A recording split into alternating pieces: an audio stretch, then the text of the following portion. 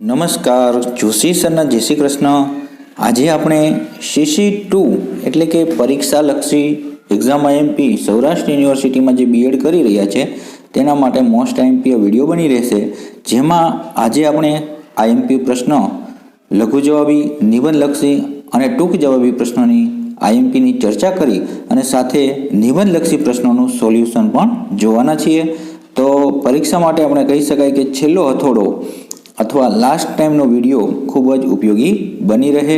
તો ઝડપથી જોશી સરના જય શ્રી કૃષ્ણ વિડીયોની શરૂઆત કરીએ. 2 માર્ક્સના IMP CC2 અંતર્ગત કેવા પૂછાઈ શકે છે? તો કે સેવાકાલીન શિક્ષક પ્રશિક્ષણ એટલે શું? તે ક્યારે યોજાય છે? પબજા એટલે શું? ઓપન યુનિવર્સિટી એટલે શું? અને ગુજરાતની એક ઓપન યુનિવર્સિટીનું નામ આપો. પ્રજ્ઞા અભિગમનો અર્થ લખો. બાલાનું પૂરું નામ જણાવો અને તેની શરૂઆત ક્યારે થઈ. જે બાલા આવ્યું છે તો સાથે સાથે કહી દઉં કે IMP જે ફૂલ ફોર્મનો સરસ મજાનો વિડીયો મેં બનાવેલો છે અગાઉ પણ, અને તેની PDF પણ તમને વેબસાઇટમાંથી મળી જશે. તો સરસ મજાનું તમે કદાચ ન જોયો હોય તો વિડીયો જોઈ લેજો અને PDF ડાઉનલોડ કરીને બધા ફૂલ ફોર્મ CC2ના એક વખત અચૂક વાંચી લેજો. તે ટૂંકા પ્રશ્નમાં અચૂક પૂછાઈ શકે છે. ત્યાર પછી મધ્યક, મધ્યસ્થ અને બહુલકનો કોઈ પણ એક જે દાખલો પૂછાશે અને સાથે સાથે એવું ન પૂછે તો એનો અર્થ અથવા વ્યાખ્યા પૂછી શકે છે. ઇકો ક્લબની સંકલ્પના સ્પષ્ટ કરો. વેદકાલીન શિક્ષણનો અર્થ અને તેના 2 ઉદ્દેશો લખો. RMSનો અર્થ શું છે? અને કોઈ પણ 4-5 સંખ્યા આપી અને એનો મધ્યક શોધો અથવા મધ્યસ્થ શોધો અથવા બહુલક શોધો, એવું તમને ટૂંકમાં 2 માર્કમાં પૂછી શકે છે. SMCનું પૂરું નામ અને એના સભ્યોની સંખ્યા જણાવો અને અધ્યક્ષ કોણ બની શકે છે તે જણાવો. આઝાદી પછી સૌપ્રથમ કયું શિક્ષણ પંચ અને ક્યારે સ્થાપવામાં આવ્યું? ત્રિભાષી સૂત્રની ભલામણ કયા પંચે કરી? IDC અને SSAનું પૂરું નામ જણાવો. વેદના નામ આપી સૌથી પ્રાચીન વેદનું નામ જણાવો. ઇગ્નુ અને જે બાઉ એટલે કે BAOU ના બંને યુનિવર્સિટીના પૂરા નામ લખો. તો આ હતા ટૂંક જવાબી 2 માર્કના. હવે પ્રશ્ન જે છે તે આપણે લઘુ જવાબીની ચર્ચા કરીએ. તો 3 માર્કમાં જે પૂછાઈ શકે તેવા પ્રશ્નો, એટલે કે લઘુ જવાબી પ્રશ્નો કેવા પૂછાઈ શકે? તો વેદકાલીન અને બોધકાલીન શિક્ષણની પદ્ધતિઓ જણાવો. વેદકાલીન શિક્ષણમાં ગુરુ શિષ્ય સંબંધનું મહત્વ લખો. કોઈ પણ જે પ્રાપ્તાંકો આપેલા હોય તેનો મધ્યક, મધ્યસ્થ અને બહુલક 3 શોધો. મધ્યાહ્ન ભોજન યોજનાનું મહત્વ જણાવો. સંશોધિત રાષ્ટ્રીય શિક્ષણ નીતિ 1992નો ટૂંકો પરિચય આપો. ખુલ્લી વિદ્યાપીઠને પ્રાદેશિક કેન્દ્રની ભૂમિકા શું હોય છે તે જણાવો. કસ્તુરબા ગાંધી બાલિકા વિદ્યાલય એટલે કે KGBV સંસ્થાનો પરિચય આપો. વિકલાંગતાના મુખ્ય પ્રકારો જણાવી તેના માટે સંકલિત શિક્ષણની વ્યવસ્થા જણાવો. RMSAના ઉદ્દેશો જણાવો અને યુનિવર્સિટી શિક્ષણ પંચનો પરિચય આપો. RTI એટલે શું? તેમાં અરજી કરવાની પ્રક્રિયા સમજાવો. SMCના કાર્યો જણાવો. રાષ્ટ્રીય શિક્ષણ નીતિ 1986નો મહત્વનો કાર્યક્ષેત્રનો ટૂંકો પરિચય આપો. ડાયટ છે, GCRT છે, CTE છે, NCERT, કોઈ પણ એવા 3 ફૂલ ફોર્મ છે તમને પૂછી શકે છે 3 માર્કમાં. અને રાષ્ટ્રીય શિક્ષણ પંચ 1964-66 છે એને આપેલી શિક્ષણની તરફ જણાવો. તો આવા 3 માર્ક્સના છે એ IMP પ્રશ્ન CC2માં બની શકે છે. એકવાર અચૂક વાંચી લેવા. હવે વાત કરીએ આપણે નિબંધ. અચૂક તમારે પ્રસ્તાવના ઉપસહાર લખવો જ, અને ખાસ કરીને ભલે 2 લીટી તો 2 લીટી અચૂક લખવાનો હોય છે. CC2માં કયા IMP છે અને એના સોલ્યુશન પણ આપણે ધીમે જે મોસ્ટ IMP છે તેના સોલ્યુશન આપણે CC2ના ચર્ચા આગળ વિડીયોમાં કરવાની છે. તો જોડાયેલા રહેજો. પ્રશ્ન કેવા પૂછાઈ શકે? સેવાકાલીન, પૂર્વ સેવાકાલીનનો અર્થ, સમસ્યા અને તેના ઉપાય જણાવો. કોઈ પણ આપેલી સંખ્યા હોય 4-5 અને એનું પ્રમાણ વિચલન શોધો. આપેલ માહિતીના આધારે આવૃત્તિ વિતરણ તૈયાર કરો. રાઇટ ટુ એજ્યુકેશન એક્ટ એટલે કે 2009ની જે જરૂરિયાતની અને કલમો છે એનો પરિચય આપો. અને શાળા પર્યાવરણ એટલે કે ઇકો ક્લબનો અર્થ આપી તેની જરૂરિયાત અને એનું અમલીકરણ વિશે નોંધ લખો. પૂર્વ સેવાકાલીન શિક્ષણ પ્રશિક્ષણના કાર્ય જૂથો, સમસ્યાઓ અને ઉકેલો જણાવો. બાલા અંગે વિસ્તૃત સમજ આપો. વેદકાલીન અને બોધકાલીન શિક્ષણ વચ્ચેની સમસ્યાઓ અને ઉકેલો જણાવો. પ્રાચીન ભારતીય વ્યવસ્થાનો પરિચય આપો. પરંપરાગત વર્ગ અને પ્રજ્ઞા વર્ગ છે તેના વચ્ચેનો તફાવત જણાવો. અને મધ્યક, મધ્યસ્થ અને બહુલકનો ઉપયોગો અને મર્યાદા લખો. તો મધ્યવર્તી સ્થિતિના જે માપો છે, બરાબર, એટલે કે મધ્યક, મધ્યસ્થ અને બહુલક તો તમને એ પણ રીતે પૂછ્યા કે મધ્યવર્તી સ્થિતિમાનના માપો છે એના ઉપયોગ અને મર્યાદા જણાવો, તો બંને વસ્તુ એક જ થાય. ચાલો હવે આપણે જોઈએ સોલ્યુશન સાથે નિબંધ લખીએ. પહેલો જ પ્રશ્ન મોસ્ટ આઈએમપી છે, તેનું સોલ્યુશન સાથે થોડી ચર્ચા કરી લઈએ. આવા ઘણા બધા પ્રશ્નો તમારી માટે સોલ્યુશન સાથે આપેલા છે, કેમ લખવાના તેની પણ ચર્ચા કરતા જશું અને તમને સોલ્યુશન ઝડપથી જોતા જશું. તો ચાલો વધુ સમય ન લેતા સ્ટાર્ટ કરીએ. વેદકાલીન શિક્ષણના ઉદ્દેશો જણાવો, અથવા વેદકાલીનના સમયમાં જે શિક્ષણના સંદર્ભમાં ઉદ્દેશો કેવા હતા તેની ચર્ચા કરો. તો પહેલો ઉદ્દેશના સંદર્ભમાં વાત કરીએ. જ્યારે ઉદ્દેશો પૂછાય ત્યારે પ્રસ્તાવના અચૂક થોડુંક વેદકાલીન શિક્ષણ છે એ આજથી 4000 વર્ષ પહેલાંનો સમયગાળો છે એ વેદકાલીન શિક્ષણના સમયગાળાનો અંતર્ગત હતો, અને વેદકાલીન સમયગાળા અંતર્ગત શિક્ષણમાં અથવા કેળવણીના સંદર્ભમાં મુખ્યત્વે વેદોનું જ્ઞાન આપવામાં આવતું હતું. આવું થોડી પ્રસ્તાવના બાંધી અને પછી તમે ઉદ્દેશોની ચર્ચા કરી શકો છો. તો આ રીતના હાઇલાઇટ કરી શકો છો કાળી પેનથી, અલગ લખી અને એક એક લીટી છોડી ઉપર નીચે તમે જોઈ શકો છો. પ્રેઝન્ટેશન ખૂબ જ સરસ લાગે. તો પહેલો ઉદ્દેશ ઈશ્વર ભક્તિ તથા ધાર્મિકતાની ભાવનાનો વિકાસ. તો વૈદિક કાળમાં ધર્મ એ માનવ જીવનનું એક આપણે ધારક અને ચાલક પરિબળ હતું. આથી શિક્ષણનો મહત્વનો ઉદ્દેશ બાળકોમાં ઈશ્વર ભક્તિ અને ધાર્મિકતાની ભાવનાનો સમાવેશ કરવાનો હતો. એ સમયે મોક્ષ પ્રાપ્તિ જ જીવનનું અંતિમ ધ્યેય હતું. આથી વૈદિક કાળમાં શિક્ષણમાં વિવિધ સંસ્કારો, વ્રતોનું પાલન, ઉત્સવોની ઉજવણીનો આગ્રહ, યમ નિયમો વગેરેથી વિદ્યાર્થીઓમાં ધાર્મિક વૃત્તિ પેદા કરી શકાય છે. તો આ પહેલો ઉદ્દેશ ઈશ્વર ભક્તિ તથા ધાર્મિકતાની ભાવનાનો વિકાસ. ત્યાર પછીનો ઉદ્દેશ્યની વાત કરીએ તો ચારિત્ર્યનું ઘડતર. તો ચારિત્ર્યનું ઘડતર એ શિક્ષણનો મહત્વનો ઉદ્દેશ ગણાતો. ચારિત્ર્ય નિર્માણ વિના બૌદ્ધિક વિકાસ નિરર્થક છે. આથી બ્રહ્મચર્યના વ્રતને મહત્વનું ગણવામાં આવતું, જેના માટે વિદ્યાર્થીઓને સદાચારના ઉપદેશો અને મહાપુરુષોના ઉદાહરણો અપાતા હતા. ત્યાર પછીનો ઉદ્દેશ જોઈએ તો વ્યક્તિત્વ વિકાસ. તો વિદ્યાર્થીઓના વ્યક્તિત્વના વિકાસ માટે તેના સંયમ, આત્મવિશ્વાસ, વિવેક શક્તિ વગેરેને પ્રોત્સાહિત કરતા, આ સાથે વિદ્યાર્થીઓમાં નિર્ણય શક્તિનો વિકાસ થાય તેવું શિક્ષણ અપાતું, તેમજ તેની સામાજિક નૈતિક ફરજો પર ભાર મૂકવામાં આવતો. ત્યારબાદ સામાજિક તેમજ નાગરિક ફરજોનું પાલન. તો વિદ્યાર્થીઓમાં સામાજિકતાનો વિકાસ થાય અને નાગરિક તથા નૈતિક ધર્મનું પાલન કરે તેવું શિક્ષણ આપવામાં આવતું. સ્વાર્થી જીવન ન જીવવાનો ઉદ્દેશ્ય આપવામાં આવતો અને ગૃહસ્થશ્રમ દરમિયાન પોતાની વિવિધ ફરજો બજાવવાનો ઉદ્દેશ આપવામાં આવતો હતો. ત્યાર પછી સામાજિક ઉન્નતિ. તો આ ઉપદેશના ફળ સ્વરૂપે માનવીના સુખની વૃદ્ધિ કરવાનો સંકલ્પ હતો. આ ઉદ્દેશ્યની પ્રાપ્તિ વિભિન્ન શાસ્ત્રો, વ્યવસાયો તથા ઉદ્યોગોના શિક્ષણની વ્યવસ્થા કરવાનો હતો. તેમને ભવિષ્યમાં કયા વ્યવસાયમાં જોડાવું તેવું જ્ઞાન અપાતું. ત્યાર પછીનો ઉદ્દેશની વાત કરીએ તો રાષ્ટ્રીય સંસ્કૃતિનું સંરક્ષણ અને જતન. તો વૈદિક યુગના ભારતીયો પોતાની સાહિત્યિક, સાંસ્કૃતિક તથા વ્યવસાયિક પરંપરાઓનું રક્ષણ કરવામાં પોતાનું કર્તવ્ય સમજતા અને આ કર્તવ્યને સભાનતાપૂર્વક આવનારી પેઢીમાં દાખલ કરતા, જેથી રાષ્ટ્રીય સંસ્કૃતિનું સંરક્ષણ અને જતન થતું. આમ કરીને ઉપસહાર તમારે બાંધી દેવાનો. આમ ઉપસહારમાં તમે શું લખી શકો?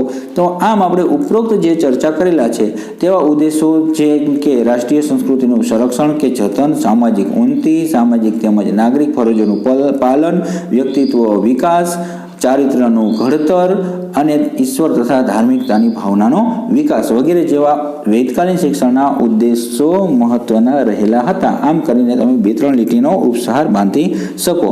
અને ખાસ તમને કહી દઉં કે જ્યારે તમે ઉદ્દેશો લખતા હોય, હેતુઓ લખતા હોય, મર્યાદા લખતા હોય, ફાયદા લખતા હોય, ત્યારે આવા નંબર આપવાના બદલે તમે કોઈ સ્ટાર કરી શકો, કોઈ સિમ્બોલ કરી શકો, જેથી તમારે 1-2 કદાચ ભૂલાઈ ગયા હોય તો પણ વચ્ચે ખ્યાલ ન આવે કે કેટલા ટોપિક કુલ લખેલા છે. બરાબર છે? 7 કે 8 મુદ્દા આવે, આપણે એવું કંઈ ગોખવું પડે નહીં. ચાલો ત્યાર પછીનો બીજો પ્રશ્ન નિબંધલક્ષી છે, તેની ચર્ચા કરીએ. મોસ્ટ આઈએમપી પરંપરાગત અને પ્રજ્ઞા અભિગમ. તો આ બંને એવો સરસ મજાનો સરળ પ્રશ્ન છે. તમે એક વખત વાંચી લેશો અથવા વિડીયો સાંભળી લેશો તો પણ તમને માર્ક પૂરા મળશે. પણ યાદ રાખજો, જ્યારે ભેદ પૂછાય, તફાવત પૂછાય ત્યારે આ રીતે જ લખવાનો, અલગ અલગ તફાવત પાડીને સામે સામે. અને સામે સામે તમારે મુદ્દા અલગ અલગ લખવાના, વચ્ચે લીટી એક છોડતી જવાની, જેથી પ્રેઝન્ટેશનમાં આપણે ક્વોલિટી અને ક્વોન્ટિટી બંને આપી શકીએ. તો ચાલો, બાળકો મોટા જૂથમાં એક સાથે મોટા ભાગે ભણે છે એ પરંપરાગત છે વર્ગ. અને પ્રજ્ઞા વર્ગ જોઈએ તો બાળકો અલગ અલગ નાના જૂથમાં એકબીજાની મદદથી જે છે તે ભણતા હોય છે. બીજી વાત કરીએ તો શિક્ષક તમામ સ્તરના બાળકોને સાથે લઈને શિક્ષણ કાર્ય કરે છે. અને જેના કારણે દરેક બાળકને પૂરતો સમય મળતો નથી અને શિક્ષકનું કાર્ય નીરસતા જેવું લાગે છે. આ છે આપણો પરંપરાગત, એટલે કે જે રેગ્યુલર આપણે સ્કૂલમાં બાળકો ભણે છે તે. પ્રજ્ઞા અભિગમમાં શું છે તો કે બાળકો પોતાની ગતિએ જે તે મુદ્દો શીખીને નવા મુદ્દા તરફ આગળ વધે છે. ત્યાર પછી પરંપરાગતમાં જોઈએ તો બાળકને બેસવા માટે તેમજ પ્રવૃત્તિ કરવા માટે પૂરતી જગ્યા કે સામગ્રી મળતી નથી. જ્યારે પ્રજ્ઞા અભિગમમાં બાળકોને બેસવા તેમજ પ્રવૃત્તિ કરવા માટે જરૂરી સાધન સામગ્રી પૂરતા પ્રમાણમાં મળી રહે છે. પરંપરાગતમાં જરૂરી સાધન સામગ્રી બાળકોની પહોંચતી જે વધુ ઊંચાઈ પર જોવા મળે છે, જ્યારે પ્રજ્ઞા અભિગમમાં જરૂરી તમામ સામગ્રી બાળક જાતે લઈ શકે અને એ રીતે જાતે મૂકી શકે તેવી જ ઊંચાઈએ હોય છે. પરંપરાગત વર્ગમાં બાળક માત્ર શિક્ષકની મદદથી જ શીખે છે અને પ્રજ્ઞા અભિગમમાં બાળક શિક્ષક તેમજ વર્ગના અન્ય બાળકો સાથે શૈક્ષણિક સાધન સામગ્રીની મદદથી શીખે છે. પરંપરાગતમાં બાળકોને ભારેખમ દફતર સાથે વર્ગમાં આવવું પડે છે, જ્યારે પ્રજ્ઞા અભિગમમાં બાળકને જરૂરી તમામ સાહિત્ય તથા સાધન વર્ગખંડમાંથી જ મળી રહે છે. આમ કરીને તમે ઉપસાર બાંધી શકો કે આમ ઉપરોક્ત મુદ્દાઓના આધારે આપણે જોયું કે જેમાં પરંપરાગત અને પ્રજ્ઞા અભિગમમાં આ રીતે ભેદ સ્પષ્ટ જોવા મળે છે. તો આપણે જોઈ શકીએ છીએ કે જે નાના ધોરણોમાં અમલીકરણ અત્યારે હાલમાં 1-2 ધોરણમાં જોવા મળે છે એ પ્રજ્ઞા અભિગમ છે. કોઈ પણ એવી શાળાની તમે મુલાકાત લીધી હોય તો પણ તમને ભૂલાશે નહીં. અને પરંપરાગત એટલે આપણે જે રૂઢિગત વર્ગખંડની વ્યવસ્થા છે જનરલી સામાન્ય સ્કૂલમાં હોય છે તે છે. તો આ બંને વચ્ચેની બાબતમાં આ ભિન્નતા એટલે કે તફાવત રહેલો છે અને તમને માર્ક કવર કરવામાં ખૂબ જ ફાયદો થશે અને સરસ મજાનો આઈએમપી પ્રશ્ન પણ છે. ચાલો ત્યાર પછીનો પ્રશ્ન જોઈએ તો શાળા વ્યવસ્થાપન સમિતિની રચના અને કાર્યો.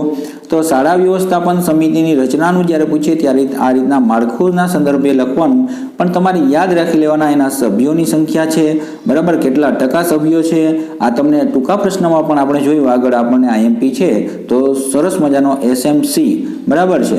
તો આપણે કહીએ કે શાળા વ્યવસ્થાપનમાં કુલ 12 સભ્યો છે એની કમિટી બનશે, જેમાં 75% એટલે કે 9 સભ્યો છે એ શાળામાં અભ્યાસ કરતા બાળકોના માતા પિતા કે જે આપણે તાલીમમાં હશે તે રહેલા છે. જેમાં વંચિત જૂથ હોય, નબળા વિભાગના બાળકો હોય એના માતા પિતા કે વાલીઓને પ્રમાણસર પ્રતિનિધિત્વ આપવાનું રહેશે. તો આપણે કોષ્ટક મુજબ જોઈએ તો જો હોદ્દાની રૂએ છે, બરાબર છે, અને સભ્યોની પસંદગીમાં ધ્યાનમાં રાખવા જેવી બાબતોની વાત કરીએ તો હોદ્દો તો સભ્ય સચિવ એટલે કે આચાર્ય હોય છે, જેમાં હોદ્દાની રૂએ આચાર્ય હોવાથી તેમની સભ્ય સચિવ તરીકે પસંદગી કરવાની થાય છે. અને આચાર્યની ગેરહાજરીમાં શાળાનો જે આપણે કહેવાય કે એક મહત્વનો ઇન્ચાર્જ કહી શકાય એવા શિક્ષક સભ્ય સચિવ તરીકેની કામગીરી બજાવવાની રહેતી હોય છે. બીજો હોદ્દો છે તો અધ્યક્ષ છે. તો વાલી સભ્યોમાંથી જ પસંદગી ચૂંટણી કરીને અધ્યક્ષની નિમણૂક કરવાની હોય છે. ત્યાર પછી શિક્ષણવિદ હોય છે. તો કે ગામના ઉત્સાહી શિક્ષિત વ્યક્તિ, શિક્ષણમાં રસ ધરાવનાર તથા શૈક્ષણિક યોજનામાં જાણકાર હોય એવા શિક્ષણવિદ તરીકેની પસંદગી કરી શકાય છે. ત્યાર પછી સભ્યોની વાત કરીએ તો શાળા કક્ષાએ વાલી સંમેલન આયોજન થાય, જેમના બાળકો શાળામાં અભ્યાસ કરી રહ્યા છે તેવા વાલીઓમાંથી 75% વાલીઓ સભ્યોની પસંદગી કરવાની રહે છે, જેમાં 50% મહિલા સભ્યોની પસંદગી કરવી અને જેમાં સમુદાય જાતિને ધ્યાનમાં રાખીને સભ્યોની પસંદગી કરવાની રહેતી હોય છે. જો શાળામાં વિકલાંગ બાળકો હોય તો તેના જે વાલી છે એની પસંદગી કરવાની રહેશે. અને જો કોઈ બાળક અધવચ્ચેથી શાળા છોડી દેતા હોય તો એને જે માઇગ્રેશન થયેલ છે તો વાલી સભ્ય તરીકે પસંદગી પામેલ વાલીની જગ્યાએ અન્ય વાલીની સભ્યની બાકી રહેલ સમય માટે પસંદગી કરવાની રહેશે. શાળા વ્યવસ્થાપન સમિતિમાં સભ્ય કે અધ્યક્ષ તરીકે નિમણૂક પામનાર કોઈ પણ પ્રકારના ગુનામાં સંડોવાયેલા હોવા જોઈએ નહીં. તો સાથે સાથે એક નોંધ પણ આપણે ધ્યાન રાખવાની કે શાળા વ્યવસ્થાપન સમિતિમાં વાલી સભ્ય તરીકે જે આપણે અગ્રમતા આપવાની હોય તે અગ્રિમતામાં ધોરણ 1 થી 4માં જે બાળકોના માતા પિતા હોય વાલીઓ એમાંથી 2 સભ્યો લેવાના, 5 અને 6 ધોરણમાંથી માતા પિતા વાલીઓમાંથી 3 સભ્યો અને 7 અને 8માંથી જે વાલી હોય એના આપણે 4 સભ્યો. તો આ રીતે સભ્ય સંખ્યા છે એ લેવાની હોય છે.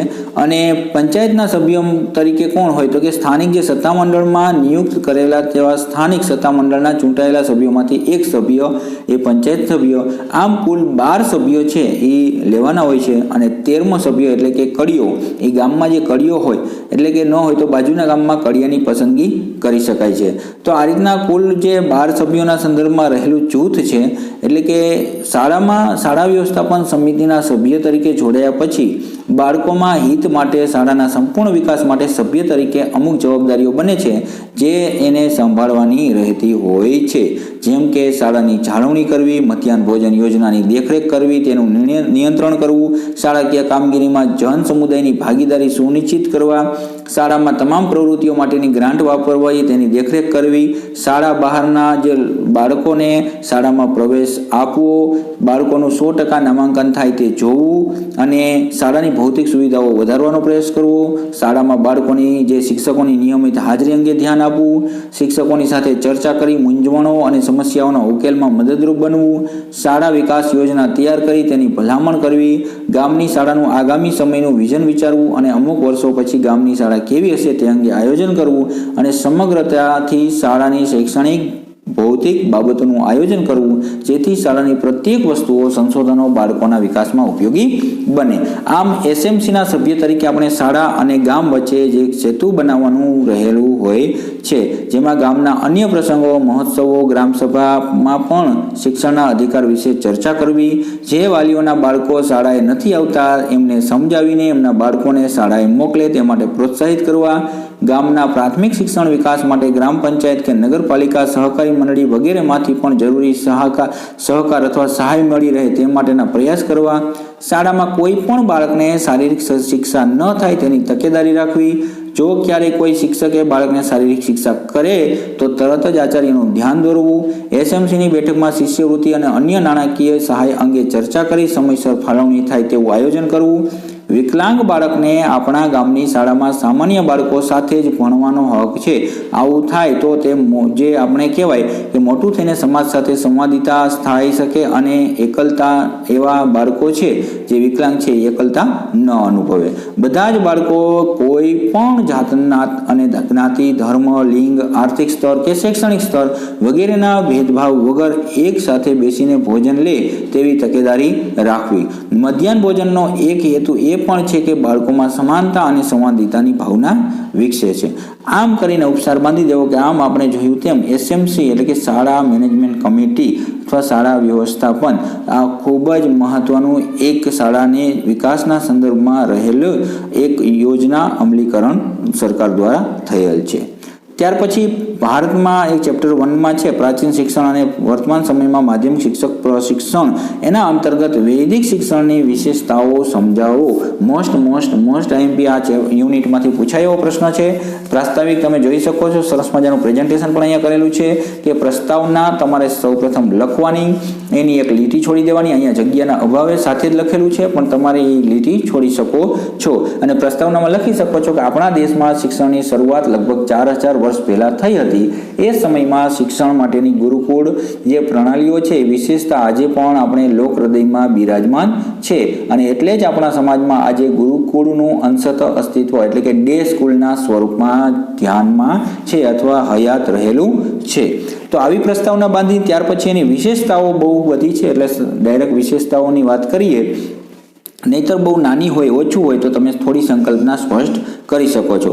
તો વિશેષતાના સંદર્ભમાં વાત કરીએ તો વૈદિક શિક્ષણની વિશેષતાઓના સંદર્ભમાં કે કઈ વિશેષતાઓ છે તો એમાં જે કંઈ વિશેષતાઓ હોય તમે તે હાઇલાઇટ કરી શકો છો. સૌપ્રથમ એકસાથે દર્શાવી અને પછી એક સમજાવો તો પણ ચાલે અને આ રીતે સમજાવેલી છે એ રીતે સમજાવો અલગ અલગ તો પણ ચાલે. પણ એકસાથે તમે ક્રમમાં લખી દેશો તો પેપર ચેકરને ખ્યાલ આવશે કે અમને બધી વિશેષતાઓ ખ્યાલ છે અને પછી તમે એક સ્ટેપ બાય સ્ટેપ સમજાવવાનો આગ્રહ રાખજો. તો વિદ્યારંભ સંસ્કાર. તો હાલમાં જે રીતે શાળા પ્રવેશોત્સવ દ્વારા વિદ્યાર્થીઓના શિક્ષણની શરૂઆત થાય છે તેવી જ રીતે વૈદિક યુગમાં વિદ્યારંભ એટલે કે જ્યારે આવો સંસ્કાર કે વિદ્યારંભ સંસ્કાર દ્વારા બાળકના શિક્ષણની શરૂઆત થતી. વિદ્યારંભ સંસ્કાર એ અક્ષર સ્વીકરણમ અથવા તો અક્ષરા વિવિષ્કરણમ પણ કહેવામાં આવે છે. આ સંસ્કાર પ્રાથમિક શિક્ષણની શરૂઆત પહેલા એટલે કે બાળક 5 વર્ષનું થાય ત્યારે અપાય છે. આ વિધિમાં બાળકે વિદ્યાની દેવી સરસ્વતી અને વિદ્યાના દેવ વિનાયક તથા પોતાના કુળદેવી દેવતાની પૂજા કરવાની હતી. ત્યારબાદ ગુરુની પૂજા થતી. પૂજા વિધિ બાદ બાળકને ગુરુને સોંપી દેવાતું અને ગુરુ બાળકને આપણે ખબર છે કે સોના કે રૂપાની પેનથી ચોખા પર એક આપણે કક્કો લખાવતા અને બ્રાહ્મણો અને ગુરુને યોગ્ય દાન આપી આ વિધિ પૂર્ણ થતી. એટલે પહેલી જ તમારે યાદ રાખવાની છે વૈદિક શિક્ષણની વિશેષતામાં વિદ્યારંભ સંસ્કાર. બરાબર છે. અને આ ફરજિયાત તમને ખબર છે કૃષ્ણ અને આ જે એ વખતે આપણે જોઈએ છીએ કે કોઈ પણ આપણે ધર્મની સિરિયલ જોઈ લો તો આપણે ગુરુના શરણે આ વિદ્યા સંસ્કાર લેવા માટે જતા. ત્યાર પછીની વિશેષતામાં ઉપનયન સંસ્કાર, બરાબર છે. તો આ સંસ્કાર વ્યક્તિનો બીજો જન્મ છે. ઉપનયનનો શાબ્દિક અર્થ થાય છે વિદ્યાર્થીને ગુરુ પાસે લઈ જવો, બરાબર છે. તો બાળકને સાવિત્રી કે ગાયત્રી મંત્રનો એક ઉપદેશ આપી અને એક વૈદિક શિક્ષણની શરૂઆત ગુરુ પાસેથી થતી. આવી રીતે વિદ્યારંભ થતો. આ સંસ્કારથી બાળકનો આધ્યાત્મિક જન્મ થતો હતો અને બ્રાહ્મણમાં 8 વર્ષે, ક્ષત્રિયમાં 11 વર્ષે અને વૈશ્યમાં 12 વર્ષની વયે આ સંસ્કાર કરવામાં આવતો હતો. વૈદિક શિક્ષણ પ્રાપ્ત કરવા આ સંસ્કાર અનિવાર્ય ગણાતો હતો અને આ સંસ્કાર અંતર્ગત આપણે કહી શકાય કે જે આપણે વૈદિક શિક્ષણમાં છે તો ઉપનયન સંસ્કાર છે, બૌદ્ધિક શિક્ષણમાં પબજા સંસ્કાર આ રીતના જોડાયેલો છે. ચાલો ત્યાર પછી સમાવર્તન સંસ્કાર. તો વૈદિક શિક્ષણમાં સમાવર્તન, તો સમાવર્તનનો શાબ્દિક અર્થ પાછું ફરવું એવો થાય છે. એટલે કે ગુરુને ઘેર અભ્યાસ પૂરો કર્યા બાદ વિદ્યાર્થી ઘરે પાછો ફરે તે સમાવર્તન સંસ્કાર કહેવાય છે. દાખલા તરીકે આજના સમયનો દીક્ષાંત સમારોહ, આ વિધિ માટે માંગલિક દિવસ પસંદ કરવામાં આવતો. વિદ્યાર્થી સવારથી જ એક ઓરડામાં બંધ રહેતો અને બપોરે બહાર આવતો. વિદ્યાર્થી પોતાનું મોં ધોતો, માથા અને દાઢીની હજામત કરાવતો, બ્રહ્મચર્ય જીવનના ચિહ્નોનો ત્યાગ કરતો, ગુરુ સુગંધિત જળથી સ્નાન કરાવતા, નવા કપડાં, ઘરેણાં, પાઘડી, છડી અને પગરખા આપતા અને ગુરુ મંત્રોચ્ચાર કરી અને બધી વસ્તુઓ આપતા. પછી મધુપર્ક આપી આ રીતે તૈયાર થયેલ વિદ્યાર્થીને સ્નાતક કહેવાતો અને વિદ્યાર્થી સુસજ્જ થઈને વિદ્વાનોની સભામાં રથ કે હાથી પર બેસીને જતો. ત્યાં તેને દીક્ષાંત પ્રવચન આપવામાં આવતું અને આચાર સંહિતાનો ઉપદેશ અપાતો હતો. દાખલા તરીકે સત્યમ વદઃ, ધર્મ ચરઃ, માતૃદેવો ભવઃ, પિતૃદેવો ભવઃ, આચાર્ય દેવો ભવઃ, આવા ઉપદેશ એને આપવામાં આવતા હતા. ત્યાર પછીની વિશેષતા છે શિક્ષણના કેન્દ્રો અને વિદ્યાલય ભવન. તો પ્રાચીન સમયમાં જે શિક્ષણના કેન્દ્રો છે એ તપોવનમાં હતા. તપોવનમાં એટલે કે વનમાં વિદ્યાર્થીઓને પ્રકૃતિનું સાનિધ્ય માણતા. તેઓ પ્રકૃતિની ભવ્યતા અને તેના સ્વરૂપો, નદીના કલરવ વિના વિહાર, વૃક્ષોની ભવ્યતા, આકાશના તારલા સાથે ગોષ્ઠી માણતા. ત્યાર પછીની વિશેષતાની વાત કરીએ તો ગુરુકુળ પ્રણાલી. તો ગુરુકુળ પ્રણાલી છે પ્રાચીન ભારતીય શિક્ષણનું મહત્વનું અંગ હતું. ગુરુ પાસે રહેનાર વિદ્યાર્થી અંતેવાસી કહેવાતો. આ ગુરુકુળો કુદરતી સ્થળોએ ગામ કે નગરની નજીક હતા. ગુરુકુળમાં વિદ્યાર્થી ગુરુ કરતા વહેલો ઉઠતો અને મોડો સૂતો. એકઠી કરેલી ભિક્ષા મધ્યાહને ગુરુને બતાવતો અને જે અગ્નિહોત્રમના શસ્ત્રી જે વિધિ છે એનું ધ્યાન રાખતો અને રાત્રિના સંદર્ભમાં ગુરુને જે એની સેવા પૂજન કરવાનું થતું અને ગુરુના ઉચ્ચ વિચારો અને આદેશોનું અનુકરણ વિદ્યાર્થી કરતો. તો આ હતી ગુરુકુળ પ્રણાલી. અધ્યયનનો સમયગાળો. તો આ પણ એક એની વિશેષતા હતી કે જેમાં પ્રાચીન સમયમાં અધ્યયનની અવધિ સામાન્ય 12 વર્ષની હતી. 12 વર્ષમાં વિદ્યાર્થી માત્ર એક જ વેદનું અધ્યયન કરી શકતો જે સ્નાતક કહેવાતો. 24 વર્ષમાં 2 વેદના અધ્યયન બાદ વસુ તરીકે ઓળખાતો અને 36મા વર્ષે 3 વેદનું અધ્યયન કરી તેને રુદ્રનું બિરુદ અપાતું અને 48 વર્ષની ઉંમરે આદિત્ય તરીકે ઓળખાય અને 4 વેદનું અધ્યયન પૂર્ણ આ રીતે કરતો. તો અધ્યયનનો સમયગાળામાં પણ આ રીતે વિશેષતા રહેલી હતી. ત્યાર પછી શિક્ષણના સત્રો અને રજાઓ. તો શિક્ષણનું સત્ર એ આપણે કહી શકાય કે આ જે છે એ 5 માસનું મહત્વનું રહેતું. તો આપણે જે 6 માસનું એટલે કે 3 માસનું આ રીતનું જે કમ્પ્લીટ હોય છે સેમેસ્ટર, એમાં જે શિક્ષણનું સત્ર ત્યારે એ 5 માસનું હતું એ સમયમાં. અને આ સત્ર શ્રાવણ માસની પૂર્ણિમાએ શરૂ થતું અને પોષ માસની પૂર્ણિમાએ સમાપ્ત થતું. વિદ્યાર્થી શિક્ષણ પ્રાપ્ત કર્યા બાદ જ ઘરે પાછા ફરતા. ત્યાર પછીની શિક્ષણનું સ્વરૂપ. તો પ્રાચીન કાળમાં શિક્ષણમાં ધર્મનું પ્રાધાન્ય હતું. શિક્ષણના આદર્શો, ઉદ્દેશો, પાઠ્યક્રમ, વ્યવસ્થા અને છાત્રોની જે દિનચર્યામાં પણ ધર્મનું પ્રભુત્વ રહેતું હતું. જ્ઞાન પ્રાપ્તિ ધર્મ દ્વારા અને ધાર્મિક કર્તવ્ય પાલન સ્વરૂપમાં એમાં કરવામાં આવતી હતી. તો આ હતું શિક્ષણનું સ્વરૂપ. નિઃશુલ્ક અને સાર્વત્રિક શિક્ષણ. તો પ્રાચીન સમયમાં શિક્ષણ મફત આપવામાં આવતું. બાળક શિક્ષણ પૂર્ણ કરે ત્યારબાદ પોતાના ગુરુને દક્ષિણા આપતો, જેમાં ધન, ભૂમિ કે અન્ન આપતા. શિક્ષણ મફત હોવાથી સાર્વત્રિક બની શક્યું હતું.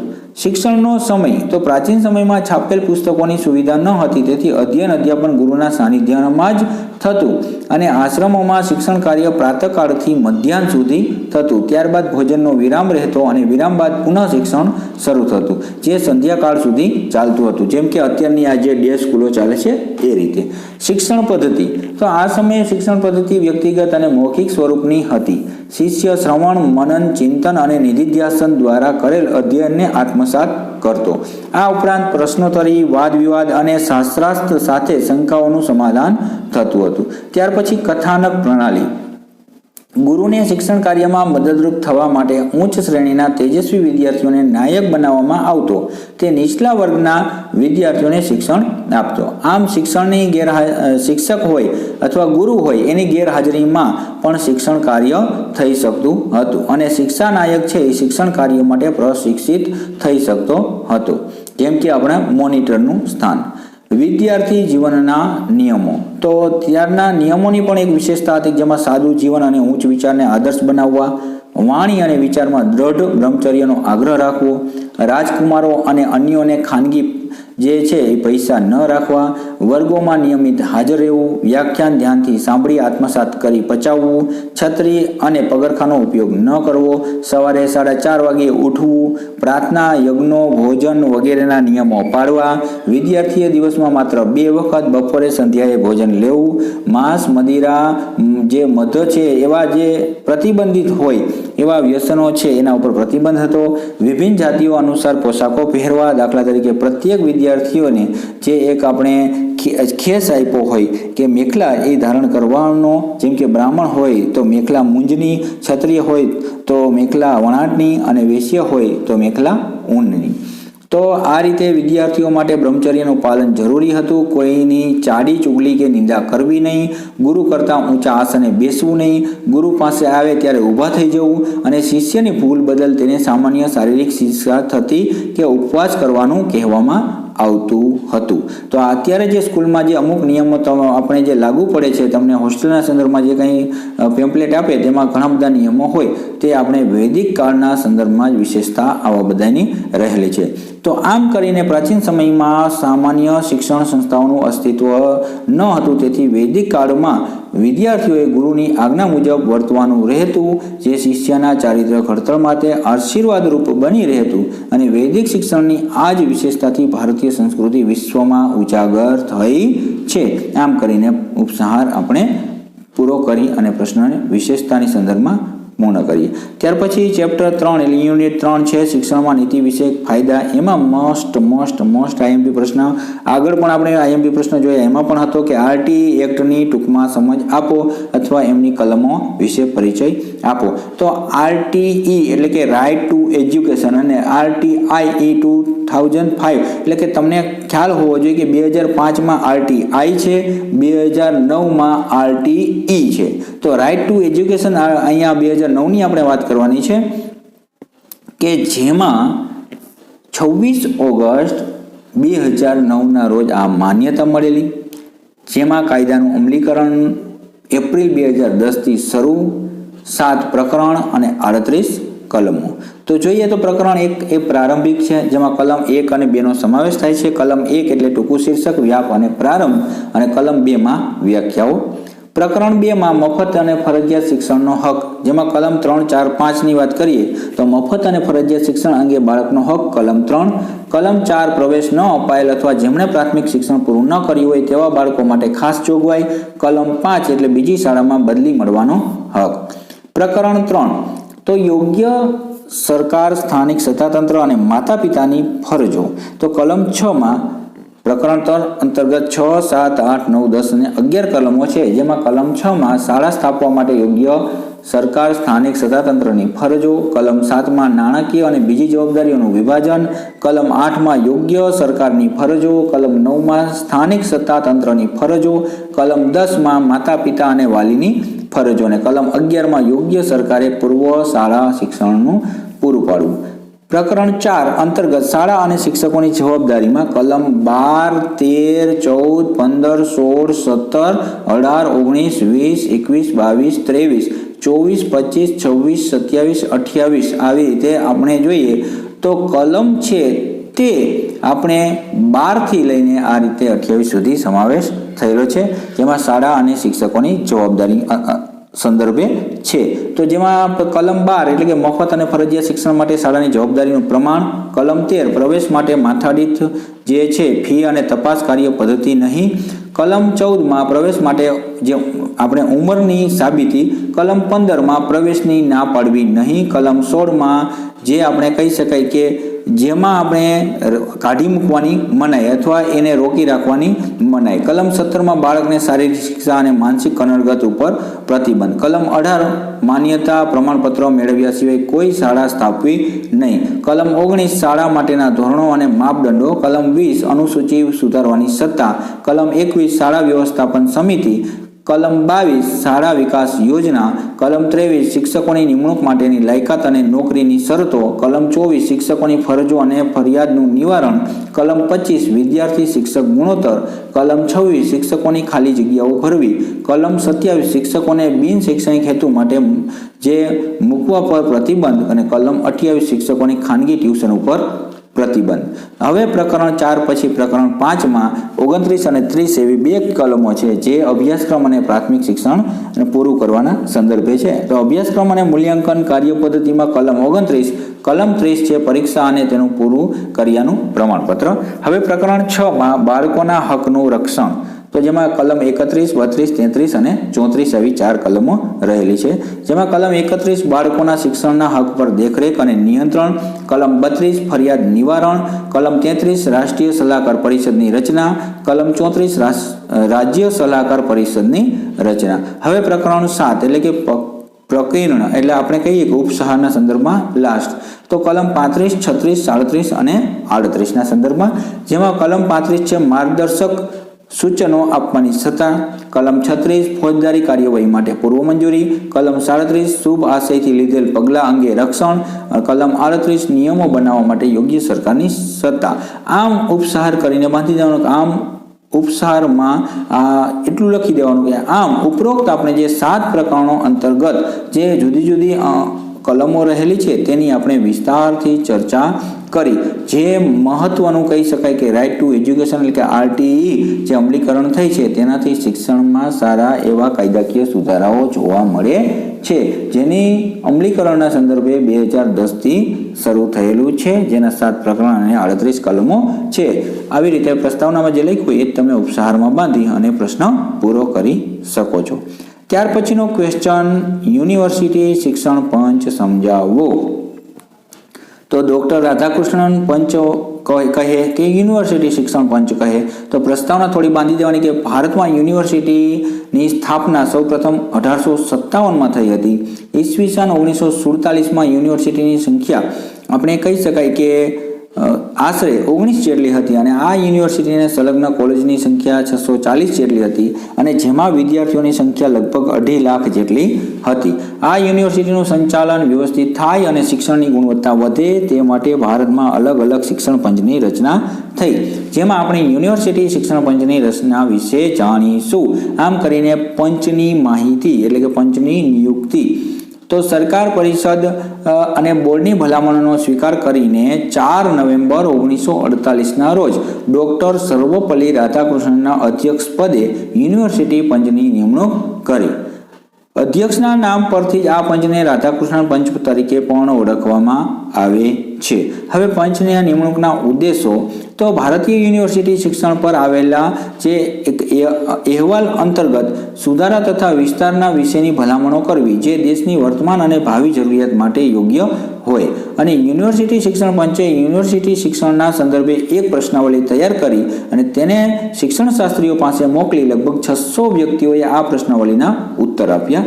પંચના સભ્યોએ ભારતની વિભિન્ન યુનિવર્સિટીઓમાં જઈ ત્યાંના પદાધિકારીઓ હોય, ત્યાંના વિદ્યાર્થીઓ હોય, ત્યાંના પ્રતિનિધિ મંડળો હોય અને શિક્ષણવિદો સાથે મળીને યુનિવર્સિટીના બધા જ જે અંગો વિશે વિસ્તૃત જાણકારી મેળવી.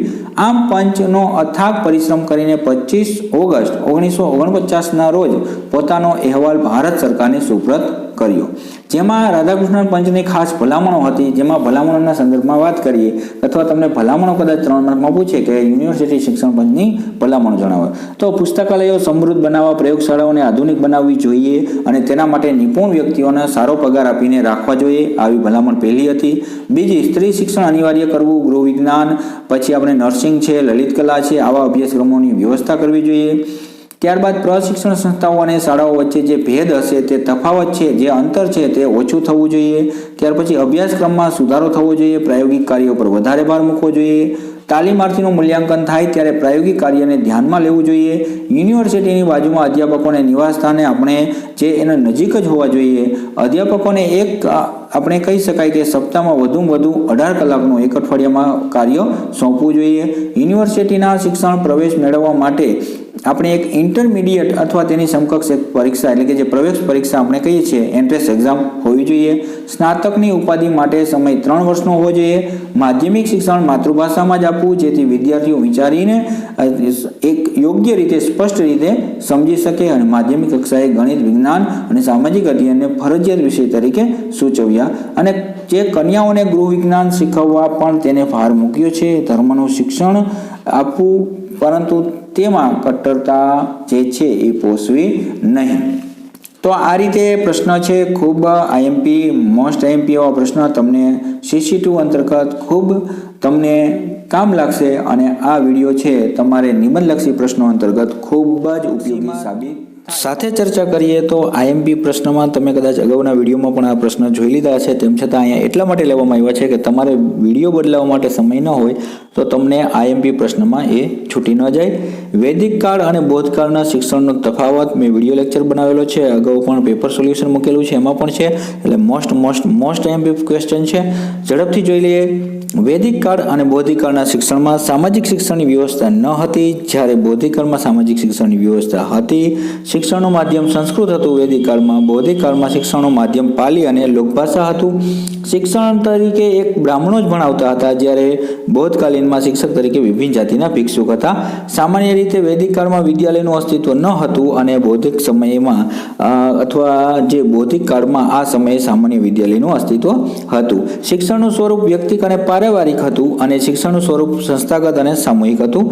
આ શિક્ષણ સંસ્થા એકતંત્રવાદના સિદ્ધાંત પર આધારિત હતી, જ્યારે આપણે બૌદ્ધકાલીનમાં આ શિક્ષણ સંસ્થાઓ જનતંત્રવાદના સિદ્ધાંત પર આધારિત હતી.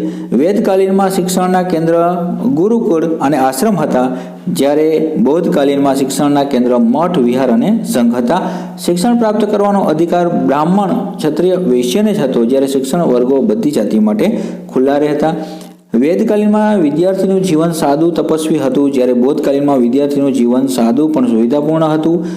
વેદકાલીનમાં ગુરુનું પ્રાધાન્ય વધુ હતું, જ્યારે બૌદ્ધકાલીનમાં ગુરુનું મહત્વ ઓછું થઈ ગયું હતું. વેદકાલીનમાં વિદ્યાર્થીઓ બોલીને ભિક્ષા માંગતા, બૌદ્ધકાલીનમાં મૂંગા મૌન રહીને ભિક્ષા માંગતા. અભ્યાસક્રમમાં વ્યવસાયિક શિક્ષણને મહત્વ અપાતું વેદકાલીનમાં, જ્યારે બૌદ્ધકાલીનમાં આમાં શ્રમ કે વ્યવસાયિક શિક્ષણને કોઈ સ્થાન ન હતું. વેદકાલીનમાં શિક્ષણ પ્રણાલીનો અભ્યાસ પૂર્ણ થયે વિદ્યાર્થી ગૃહશાસ્ત્રમાં પ્રવેશતો, જ્યારે આ પ્રણાલીમાં ઔપસંપદા સંસ્કાર પછી ભિક્ષુએ આજીવન બ્રહ્મચાર્ય રહીને સંસારનો ત્યાગ કરવો પડે છે. ચાલો, ત્યાર પછી થોડી પ્રસ્તાવના ઉપસાર તમે તમારી રીતે બાંધી શકો છો. ત્યાર પછીનો નિબંધલક્ષી પ્રશ્ન વાત કરીએ. નિબંધલક્ષી પ્રશ્નમાં બંને પૂછાય એવા છે, સેવાકાલીન અને પૂર્વ સેવાકાલીન. તો તમે સમજી લેજો, પૂર્વ સેવાકાલીન એટલે કે તમે તાલીમાર્થીઓ છો, તે પૂર્વ સેવાકાલીન એટલે નોકરીમાં જોડાયા પહેલાની તાલીમ, બીએડ કે પીટીસી કોઈ પણ તાલીમી કોર્સ. અને સેવાકાલીન એટલે કે શિક્ષક તરીકે એટલે કે ગવર્મેન્ટ આપણે જે જમાઈ બની ગયા કહેવાય છે ને, તો ત્યાર પછીની જે તાલીમ આવી સેવાકાલીન છે. એટલે આ ભૂલ ન થાય, ખાસ યાદ રાખજો. બંને પ્રશ્ન અહીંયા સોલ્યુશનમાં લીધેલા છે, ઝડપથી જોઈ લઈએ. અને બંને આઈએમપી છે, કોઈ પણ એક પ્રશ્ન તો હશે જ. શિક્ષક એ સમાજનો ઝળહળતો દીપક છે. શિક્ષક ભાવિ ઘડવૈયો છે. શિક્ષક વર્ગખંડમાં શાળામાં વ્યવસ્થાપકની ભૂમિકા ભજવવાની હોય છે. એટલા માટે જ નૂતન પ્રવાહોથી વાકેફ રહેવા સેવાકાલીન શિક્ષણ કે પ્રશિક્ષણ લેતો રહે તે જરૂરી છે. આપણે ત્યાં સેવાકાલીન તાલીમની વ્યવસ્થા હજુ સુધી અસરકારક જણાતી નથી. તેનું મુખ્ય કારણ તેની આડે અથવા એના અવરોધક અથવા એની જે સમસ્યાઓ છે તેના કારણે રહેલું છે. આવી પ્રસ્તાવના બાંધી અને તમે સેવાકાલીન તાલીમની જે સમસ્યાઓ, અવરોધો છે તેના વિશે આપણે ચર્ચા કરીએ. એમ કરીને આપણે સમસ્યાઓ જણાવવાની. પહેલી તો સમય અંગેની સમસ્યા. તો ખબર છે ગવર્મેન્ટ શિક્ષકના જે તાલીમ હોય છે એમાં સેવાકાલીન તાલીમના કાર્યક્રમો સામાન્ય રીતે રજાના દિવસોમાં યોજાતા હોય અને રજાના ભોગે શિક્ષકો પ્રશિક્ષણ લેવાનું ટાળે છે, કારણ કે માંડ રવિવારની રજા હોય ને એમાં આવા કાર્યક્રમ હોય. જો આ પ્રકારની તાલીમી કાર્યક્રમો રજા સિવાયના સામાન્ય દિવસોમાં યોજાય તો સમસ્યાને મહદ અંશે દૂર કરી શકાય છે. એટલે પહેલી જ બાબત છે સમયની. બીજી નાણાકીય ખર્ચની સમસ્યા. તો લાંબા ગાળાના પ્રશિક્ષણ કાર્યક્રમો માટે નાણાકીય જોગવાઈ હોય છે, પરંતુ ટૂંકા ગાળાના કાર્યક્રમો માટે પૂરતી નાણાકીય જોગવાઈ થતી નથી. કેટલીક વાર તો શિક્ષકોનો ખર્ચ શાળાએ ભોગવવાનો હોય છે. અપૂરતી નાણાકીય જોગવાઈના કારણે શાળા શિક્ષકોને મોકલવાનું ટાળે છે અને નાણાકીય જોગવાઈના અભાવે નિષ્ણાતોને બોલાવી શકાતા નથી. તેમજ પ્રશિક્ષણ કાર્યક્રમમાં વૈવિધ્ય લાવી શકાતું નથી. તાલીમ ખર્ચાળ છે પણ તેની ગેરહાજરી વધારે ખર્ચાળ છે. પ્રશિક્ષક જે સાધન છે, પ્રશિક્ષણ સાધન, તેના સમજમાં તેની બાબતમાં આ બાબત સમજી સરકાર સેવાકાલીન તાલીમમાં પૂરતી નાણાકીય જોગવાઈ કરે તો આ સમસ્યા દૂર થઈ શકે છે. તેના ઉપાયમાં હાજરીની સમસ્યા. તો સામાન્ય રીતે રૂઢિગત ચિલ્લાચાલુ કાર્યક્રમો શિક્ષકોને આકર્ષવામાં સાબિત થાય છે તેવું નથી. કોઈ નવી જાણકારી મળતી નથી અને જે રૂઢિગત ચિલ્લાચાલુ હોય છે એટલે શું કરે છે, ઘણી વખત આપણે એમ થાય કે ચાલો એ તાલીમમાં આવું જ જાણવા મળશે એમ કરીને શિક્ષકો ટાળે છે, જેથી કંટાળો પણ આવે છે. તેથી પૂરતી સંખ્યામાં શિક્ષકો આવતા નથી. તો તેના ઉપાયના સંદર્ભમાં સેવાકાલીન તાલીમ કાર્યક્રમોમાં શિક્ષકોની પૂરતી હાજરી મેળવવા માટે તેને તાલીમ કાર્યક્રમમાં નવીનતા લાવવાના પ્રયાસો કરવા જોઈએ. તાલીમમાં મનોરંજન પણ મળી રહે તેવું હોવું જોઈએ. એક કરતાં વધારે નિષ્ણાંતો અને શિક્ષકોનો લાભ મળી રહે તેવી વ્યવસ્થા થાય તો આપણે કંઈક આ સમસ્યાનો સમાધાન મેળવી શકે. એટલે પહેલું બાબત છે કારણના સંદર્ભમાં તમે લખી શકો. તમારે લખવું હોય, પ્રશ્ન મોટો બનાવવો હોય તો કે આ છે કારણ અને બીજું છે એનો ઉપાય. આયોજનની સમસ્યા. તો સેવાકાલીન તાલીમ કાર્યક્રમ ઘણી વખત અસરકારક આયોજનને અભાવે સફળ થતું નથી. કાર્યક્રમો આકસ્મિક ગમે તે દિવસે ગમે તે સ્થળે ગોઠવી દેવામાં આવે છે અને નિષ્ણાત તરીકે ગમે તેને આમંત્રણ દેવામાં આવે છે. તો આયોજનની સમસ્યા રહેલી છે. તેના સંદર્ભે આપણે શું કરવું જોઈએ તો કે સારું આયોજન થવું જોઈએ. કાર્યક્રમની સફળતા પૂર્વ શરત છે અને સેવાકાલીન તાલીમ કાર્યક્રમો પણ અગાઉથી જો આયોજન થયેલું હોય તો જરૂરી છે કે તે સ્થળ, સમય, નિષ્ણાતો તેમજ દૈનિક કાર્યક્રમની સૂચિ શિક્ષકોને અગાઉથી જ પહોંચતી કરવી જોઈએ. ત્યાર પછી સ્થળ પસંદગીની સમસ્યા. તો કે ટૂંકા ગાળાના કાર્યક્રમો માટે જે ખૂબ દૂરના સ્થળોએ શિક્ષકો આવી શકતા નથી. ઘણી વખત સ્થળનો અણગમો પણ આ ગેરહાજરી નોતરે છે. તો એના માટે શું કરવું જોઈએ તો કે આ પ્રકારના કાર્યક્રમો તાલુકાવાર, જિલ્લા કક્ષાએ જે યોજાય તો સેવાકાલીન કાર્યક્રમોનું સ્થળ પણ કંઈક વિશેષ મહત્વ ધરાવતું હોય છે. જેમાં આપણે કહી શકાય કે ફરવાના ઐતિહાસિક સ્થળ વગેરે હોય તો આ સમસ્યા નિવારી શકાય છે. ત્યાર પછી અનુકાર્ય ફોલોઅપની સમસ્યા. કોઈ ફોલોઅપ લેતું જ નથી. શું જ ચાલે છે, શિક્ષકો અહીંયા આવીને તાલીમ લે છે કે નથી લેતા, કોણ આવે છે, શું કાંઈ. તો શિક્ષકોની તાલીમ લે છે પણ મોટા ભાગે તેનું અનુકાર્ય થતું નથી. પરિણામે તાલીમ પાછળ વ્યર્થ ખર્ચ થાય છે. આનું કારણ છે. તો હવેનો ઉપાય શું થઈ શકે તો કે તાલીમ લીધા બાદ શિક્ષકોને પોતાની શાળામાં અનુકાર્ય રૂપે કઈ કઈ પ્રવૃત્તિઓ કરી તેની માહિતી પ્રેષણની અસરકારક વ્યવસ્થા થવી જોઈએ. અપૂરતી સુવિધાઓ. તો તાલીમ દરમિયાન આપણને ખબર છે ખાસ કરીને ત્યાં નિવાસી તાલીમ હોય એ દરમિયાન ભોજનની વ્યવસ્થા સારી ન હોય, અલ્પાહારની વ્યવસ્થા સારી ન હોય, જે અહીંયા રહેવાનું હોય બરાબર છે તેની વ્યવસ્થા સારી ન હોય થી શિક્ષકો ગેરહાજર રહેવા પ્રેરાય છે. કારણ કે ભૂતકાળના અનુભવો પણ એને અસર કરતા હોય કે ગયા હોય તાલીમમાં પણ કહે છે ને કે આખી રાત ઠંડીમાં અહીંયા થરથરી રહ્યા હોય, પછી બીજી વખત તાલીમમાં હાજરી આપે નહીં, કોઈ પણ બાનું બતાવી દે. તો આના માટે ઉપાય શું હોય તો શક્ય હોય ત્યાં સુધી શિક્ષકોને સારામાં સારી પ્રાથમિક સુવિધાઓ પૂરી પાડવી જોઈએ જેથી કરીને શિક્ષકોને આકર્ષી શકાય. ત્યાર પછી સેવાકાલીન તાલીમ કાર્યક્રમોની અસરકારકતાનો અભ્યાસ થતો નથી. એટલે કે સેવાકાલીન તાલીમ જે કાર્યક્રમોની ગુણવત્તા, સફળતા કે અસરકારકતા અંગે કોઈ અભ્યાસો થતા નથી. પરિણામે સુધારણા હાથ ધરી શકાતી નથી.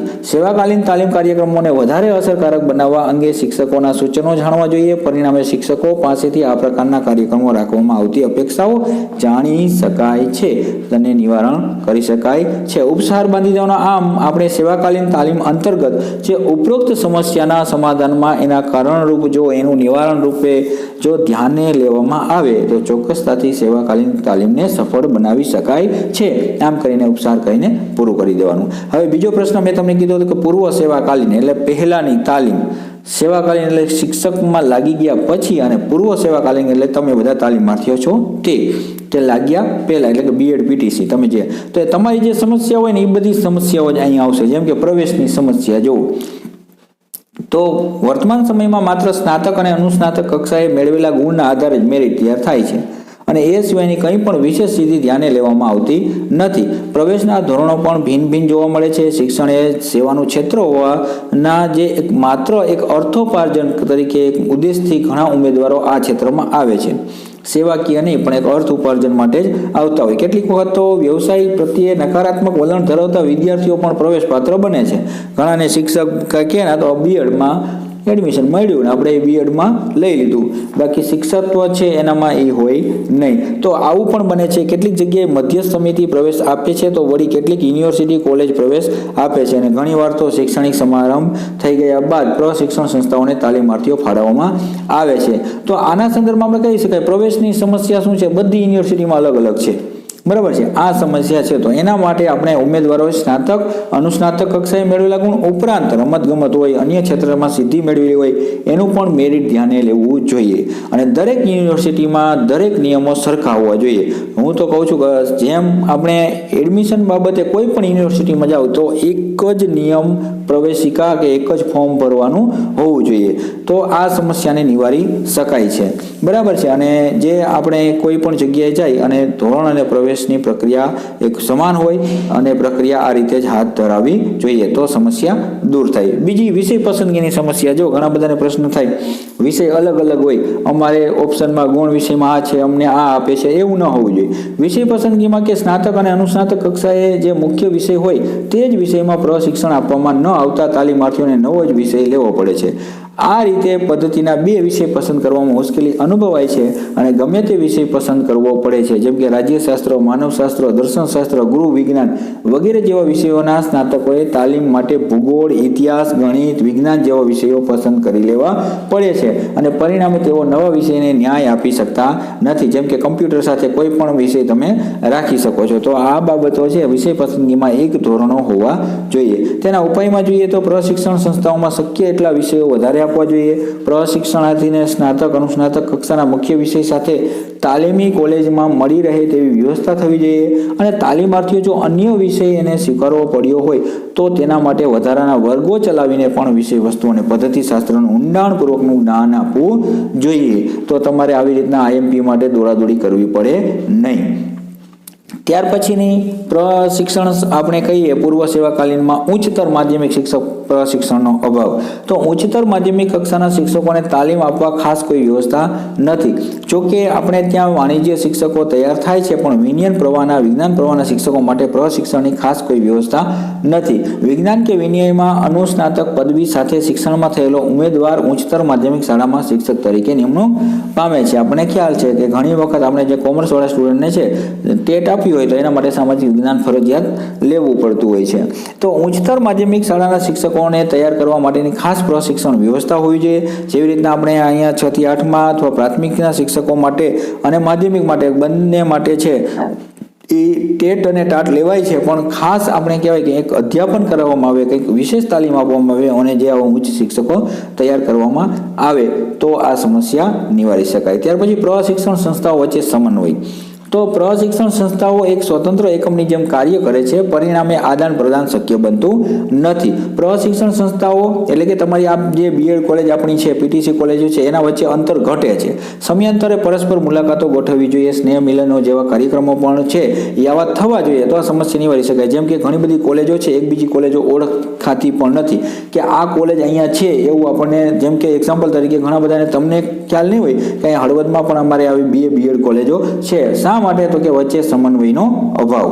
ત્યારબાદ શાળા પ્રશિક્ષણ સંસ્થા વચ્ચે અસમન્વય. શાળા અને પ્રશિક્ષણ સંસ્થા એટલે બીએડ કે પીટીસી કોલેજો વચ્ચે પણ સમન્વય જોવા મળતો નથી. ઘણી વખત આપણે ખબર છે પાઠ લેવા જઈએ, ઇન્ટર્નશિપ માટે જઈએ તો આપણે ક્યાંક એવી મુશ્કેલીઓ ઊભી થાય છે. તો આ માટે એક આપણે કહેવાય કે પ્રાયોગિક કાર્ય માટેનું એક સાધન જ બની ગયું હોય માટે શાળા સંચાલન સંબંધી વ્યવહારુ તાલીમ પણ અપૂરતી જણાય છે. જેમાં તાલીમાર્થીઓએ તાલીમ લીધા બાદ જે ક્ષેત્રમાં કામ કરવાનું છે તે શાળા સંચાલન સંબંધી વ્યવહારો તાલીમની વધુમાં વધુ તકોનું સર્જન થવું જોઈએ. પ્રાર્થના સભામાં શિક્ષકો આચાર્યોના વ્યાખ્યાનો ગોઠવી શકાય અને આદર્શ શાળાઓની મુલાકાતો પણ યોજી શકાય અને શાળાની મુલાકાત અચૂક કરાવવી જોઈએ. ત્યાર પછીની સમસ્યા પ્રણાલીગત કાર્યક્રમો. તો પ્રશિક્ષણ સંસ્થાઓમાં કાર્યક્રમો રૂઢિગત જણાય છે. માત્ર ઔપચારિકતા પૂરી કરવાની હોય તે રીતે જ ઘણા કાર્યક્રમો કરવામાં આવે છે. નવા વિચારો ઝડપથી સ્વીકારવામાં આવતા નથી, પરિણામે ગુણવત્તા જળવાતી નથી. તો આના માટે શિક્ષક પ્રશિક્ષણ કાર્યક્રમો સમાજ અને રાષ્ટ્રની જરૂરિયાતોને ધ્યાનમાં લઈ યોજવા જોઈએ. નવીનતા લાવવા માટે સેમિનારો યોજી શકાય છે. દરેક કાર્યક્રમમાં ગુણવત્તા જળવાઈ રહે તે જરૂરી છે અને નૈતિક, આધ્યાત્મિક, મૂલ્યલક્ષી શિક્ષણ, પર્યાવરણ શિક્ષણ વગેરે જેવા નવા અભિગમો પણ સ્વીકારવા જોઈએ. ત્યાર પછી ભૌતિક સુવિધાઓનો અભાવ. તો કેટલીક પ્રશિક્ષણ સંસ્થાઓના પ્રાથમિક ભૌતિક સુવિધાઓનો જ અભાવ જોવા મળે છે. દરેક પદ્ધતિના સ્વતંત્ર વર્ગખંડોનો અભાવ હોય, પાણીની યોગ્ય વ્યવસ્થા ન હોય, હવા ઉજાસવાળા વર્ગખંડો ન હોય, રમતનું મેદાન ન હોય, આવું બનતું હોય છે. તો પ્રશિક્ષણાર્થીઓને સારામાં સારી પ્રાથમિક ભૌતિક સુવિધાઓ મળી રહેવી જોઈએ, તે જરૂરી છે. અને સમયાંતરે પ્રશિક્ષણ સંસ્થાઓ દરમિયાન એક બાબતની ગંભીર નોંધ લેવી જોઈએ, જેથી સંસ્થાઓએ પ્રાથમિક ભૌતિક સુવિધાઓ પૂરી પાડવામાં નિષ્ફળ નીવડે તેવી સંસ્થાઓને તાલીમાર્થીઓ ફાળવવા ન જોઈએ અથવા એને બંધ કરવા માટે નોટિસ આપવી જોઈએ. તો આમાં સુધારો થઈ શકે. ત્યાર પછી શૈક્ષણિક સાધનોના સંદર્ભ સાહિત્યનો અભાવ. તો આપણને ઘણી વખત તમને મટીરિયલ પણ મળતું નથી. તો આ શું છે? તો કે ઘણી વખત પ્રશિક્ષણ સંસ્થાઓમાં પૂરતા દ્રશ્ય, નૃત્ય સાધનો પણ હોતા નથી. તો વળી કેટલીક સંસ્થાઓમાં સંદર્ભ સાહિત્ય પણ અભાવ જોવા મળે છે. પરિણામે પ્રશિક્ષણાર્થીને પ્રાયોગિક પાઠો વખતે બહુ જ તકલીફ અનુભવાય છે. સમયાંતરે જો પ્રશિક્ષણ સંસ્થાઓમાં અધિક્ષણ વખતે પ્રશિક્ષણ સંસ્થાઓને જરૂરી શૈક્ષણિક સાધનો અને સંદર્ભ સાહિત્યની વ્યવસ્થા કરવા જણાવી શકાય. પ્રશિક્ષણ સંસ્થાઓએ પણ અદ્યતન સાધનો તેમજ પુસ્તકો ઉપલબ્ધ કરાવવા જોઈએ. સમયનો અભાવ. ખાસ પૂર્વ સેવાકાલીન તાલીમનો ગાળો માત્ર 1 કે 2 વર્ષનો જ છે. તો 1 વર્ષમાંથી તો હવે 2 વર્ષ કર્યા, આ ધ્યાને આવ્યું એટલે. પણ હવે આપણે ખબર છે કે ધીમે ધીમે 2 ના 4 વર્ષ પણ થવાના છે, કારણ કે આ ગાળો ટૂંકો જણાય છે. વેકેશન અને અન્ય જાહેર રજાઓના દિવસોને બાદ કરતા તાલીમ કાળ ઘણો ટૂંકો થતા ઘણી મુશ્કેલીઓ અનુભવાય છે. દરેક કાર્યક્રમ વખતે સમયનું પરિબળ ધ્યાને લેવું પડતું હોવાથી ગુણવત્તા મેળવી શકાતી નથી. આથી સમયનો કરકસર ઉપયોગ થવો જોઈએ અને સત્ર આરંભ જુલાઈને બદલે 15 થી 20 જૂન આસપાસ થઈ જાય તો ઘણા પ્રશ્નો નિવારી શકાય. આ પૂર્વ સેવાકાલીન તાલીમમાં જે છે એનું નિવારણ થઈ શકે કારણો. ત્યાર પછી સૈદ્ધાંતિક અને પ્રાયોગિક કાર્ય વચ્ચેનો સંકલનનો અભાવ. તો 1 કે 2 વર્ષનો પ્રશિક્ષણ દરમિયાન જે મોટા ભાગે સમય એટલે કે થિયરી અને જે પ્રાયોગિક કાર્ય માટે ફાળવવામાં આવતો હોય છે, જેમાં પ્રાયોગિક કાર્ય માટે ફાળવવામાં આવતો સમય બહુ ઓછો જણાય છે. પ્રાયોગિક બાબતો પણ સૈદ્ધાંતિક રીતે સમજાવી દેવામાં આવતી હોય છે. સૈદ્ધાંતિક અને પ્રાયોગિક કાર્ય વચ્ચે તેના ઉપાયના સંદર્ભે જોઈએ તો યોગ્ય સંકલન થવું જોઈએ. સૈદ્ધાંતિક કાર્યો માટે વધારે સમય ફાળવવો જોઈએ. દરેક કૌશલ્ય માટે સૈદ્ધાંતિક ઉપરાંત પ્રાયોગિક સમજ પણ આપવી જોઈએ. શક્ય હોય તો સારા પાઠ આપતા તાલીમાર્થીઓ, શિક્ષકો કે અધ્યાપકોના દાર્શનિક પાઠો ગોઠવવાની વ્યવસ્થા થવી જોઈએ. જેના માટે આ તમને YouTube channel Joshi sir official એ પૂરા પાડે છે, જેમાં તમને પાઠોનું જે દાર્શનિક છે એનો અનુભવ પણ મળે છે. તો આ રીતે થોડીક નિવારણ થઈ શકે. ત્યાર પછીની સમસ્યા આંતરિક ગુણાંકન. તો ધોરણો નક્કી નથી. ઇન્ટરનલ એક કોલેજમાં ફૂલ આપી દે છે, ગવર્મેન્ટમાં તમે એડમિશન લેતા નથી કારણ કે ઇન્ટરનલ ઓછા આપે છે, કારણ કે કોઈ ધોરણો નક્કી નથી. તો આના માટે પણ એના નિવારણ માટે વસ્તુલક્ષિતા એટલે કે MCQ બેઝ કે કોઈ એવી કસોટી લેવી જોઈએ કે કોઈ એવું બાબતની જે બધી જ કોલેજોમાં સરખું ઇન્ટરનલ આંતરિક ગુણાંકન થાય એવું હોવું જોઈએ. તો આ એક જે બાબત છે એ પણ નિવારી શકાય. અને પછી ઉપસંહારમાં તમારે જ્યાં બધી બાબતો છે લખી દેવાની કે જ્યારે તાલીમાર્થી તરીકે તમને જે તકલીફો પડી એ છે પૂર્વ સેવાકાલીનની સમસ્યાઓ. તો એક તો પહેલી જ સમસ્યા છે એ તમારી પ્રવેશની સમસ્યા, ત્યાર પછી વિષયની સમસ્યા, ત્યાર પછી ઉચ્ચતર માધ્યમિક શિક્ષક પ્રશિક્ષણનો અભાવ, પ્રશિક્ષણ સંસ્થાઓ વચ્ચેનો સમન્વયનો અભાવ, શાળા પ્રશિક્ષણ સંસ્થા વચ્ચેનો અસમન્વય, પ્રણાલીગત કાર્યક્રમો જે જિલ્લા ચાલુ કાર્યક્રમો કહી શકાય, ભૌતિક સુવિધાઓનો અભાવ, શૈક્ષણિક સાધનો કે સંદર્ભ સાહિત્યનો અભાવ, સમયનો અભાવ, સૈદ્ધાંતિક અને પ્રાયોગિક કાર્ય વચ્ચેનો સંકલનનો અભાવ અને આંતરિક ગુણાંકનના બાબતનો ધોરણો નક્કી નથી. તો તમામ સમસ્યાઓ રહેલી છે. ત્યાર પછી આ રીતે કોઈ એક આપણે મધ્યસ્થ બહુલક વાળું જે યુનિટ ચેપ્ટર છે એમાં આ રીતે તમે આવૃત્તિ વિતરણ તૈયાર કરો એવું આવૃત્તિ વિતરણનો પણ એકાદો દાખલો અચૂક હશે. તો આપણે એક્ઝામ્પલ તરીકે મૂકેલો છે, તમે જોઈ શકો છો કે જેમાં આપણે શું કરવાનું હોય, સૌથી મોટો પ્રાપ્તાંક, સૌથી નાનો પ્રાપ્તાંક અને બંને વચ્ચેનો જે છે એ આપણે એક વિસ્તાર, તો વિસ્તાર આપણને 61 મળે છે અહીંયા આંકડા ઉપરથી, અને પ્રાપ્તાંકમાં આપણે કહી શકાય કે વિસ્તાર અને વર્ગ લંબાઈ દ્વારા આ કોષ્ટક તૈયાર કરી અને 10 લેતા આ પ્રાપ્તાંક 6.1, એટલે તેથી વર્ગની સંખ્યા 7 થશે અને વર્ગ લંબાઈ 10 થશે. આવું આવૃત્તિ વિતરણ તૈયાર કરતા તમને અચૂક આવડતું જશે, પણ આ નમૂના માટે લઈ લીધેલું છે, જે પણ આઈએમપી રહેલું છે. ચાલો ત્યાર પછીનો પ્રશ્નની આપણે વાત કરીએ તો ત્યાર પછીનો પણ પ્રશ્ન મહત્વનો મોસ્ટ આઈએમપી છે. પ્રસારમાનની સંકલ્પના સ્પષ્ટ કરી તેના મુખ્ય માપોના નામ જણાવો. ખાસ કરીને તમે યાદ રાખજો, પ્રસારમાનની સંકલ્પના કે જેમાં મધ્યવર્તી સ્થિતિમાનના માપોને બે જૂથના કાર્યોની સરખામણી કરવા કે બે માહિતીની તુલના કરવા એક ઉપયોગી બને છે, પરંતુ ક્યારેક આ રીતે કરેલી સરખામણી ગેરમાર્ગે દોરી જાય છે. ખાસ કરીને મધ્યવર્તી સ્થિતિમાનના બે જૂથોના માપો સરખા હોય પરંતુ બંનેની માહિતીના પ્રાપ્તાંકો મોટી સંખ્યામાં વિષમતા જોવા મળતી હોય. આવા સમયે મધ્યવર્તી સ્થિતિના સાથે વિચલનનું એટલે કે પ્રસારમાનનું માપ જાણવું પણ કેટલી વાર મહત્વનું બને છે. અહીં પ્રસારમાન એટલે કે શ્રેણીના પ્રાપ્તાંકો સરેરાશ કિંમતથી કેટલે દૂર ગયા છે તે દર્શાવતું આંકડાકીય માપ છે.